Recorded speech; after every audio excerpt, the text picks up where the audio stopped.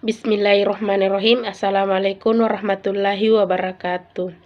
Baik, di video kali ini saya akan menjelaskan penerapan evaluasi sensori di sebuah industri. Terlebih dahulu, perkenalkan, nama saya Irmawati, NIM 182704-2008, kelas PTPA Angkatan 2018. Evaluasi sensori adalah suatu metode ilmiah yang digunakan untuk mengukur, menganalisis, dan menginterpretasikan respon terhadap suatu produk yang dapat ditangkap oleh indera manusia seperti penglihatan, penciuman, peraba, dan pendengaran.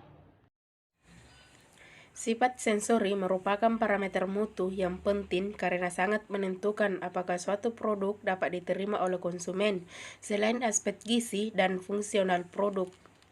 Dalam sebuah industri, evaluasi sensori ini digunakan untuk yang pertama, menilai adanya perubahan yang dihendaki atau tidak dihendaki dalam produk atau bahan-bahan formulasi.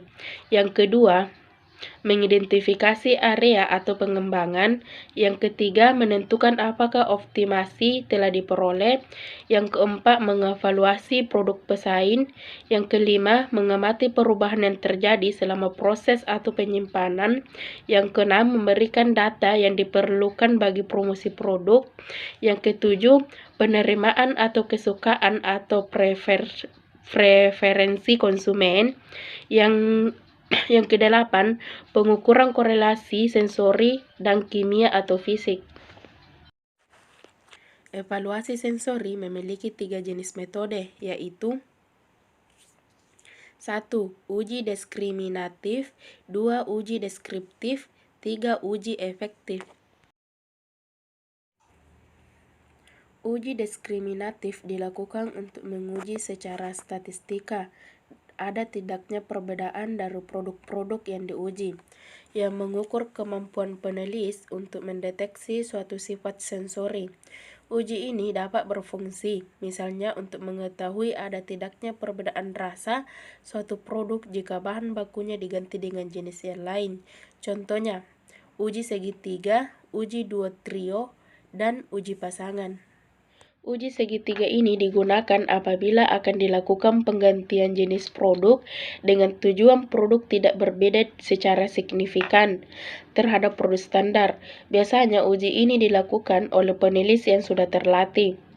Uji pasangan adalah uji di mana para penulis diminta untuk menyatakan apakah ada perbedaan antara dua contoh yang disajikan.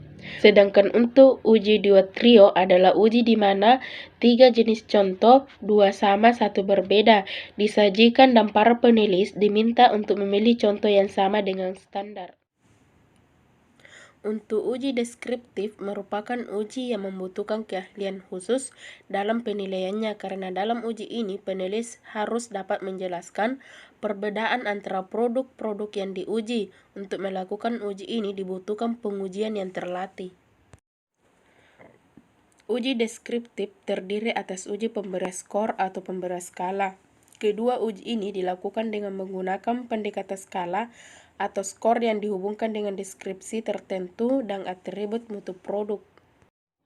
Untuk uji efektif merupakan uji yang dilakukan untuk mengetahui produk-produk yang mana disukai penguji dan produk-produk yang tidak disukai penguji. Salah satu contoh uji efektif adalah uji hedonik. Uji hedonik ini dapat dilakukan oleh penguji baik yang terlatih ataupun konsumen biasa. Tujuan dari metode ini adalah untuk mengukur tingkat kesukaan konsumen atau penguji terhadap suatu produk. Skala yang tersedia pada uji hedonik adalah mulai dari sangat tidak suka sampai sangat suka terhadap sampel yang diberikan. Penguji diminta untuk mengevaluasi setiap sampel produk dan menentukan skala kesukaan mereka terhadap sampel produk tersebut. Uji ini biasanya dilakukan oleh penulis umum yang sudah maupun yang belum terlatih. Evaluasi sensori merupakan suatu hal yang sangat diperlukan untuk melihat atau mengetahui kebutuhan pasar sebelum produk dipasarkan. Evaluasi sensori diharapkan mampu memberikan nilai tambah untuk perusahaan pangan, baik sebagai fungsi internal dalam penjaminan mutu pangan maupun sebagai dasar pengambilan keputusan dalam kaitannya dengan pemasaran produk pangan.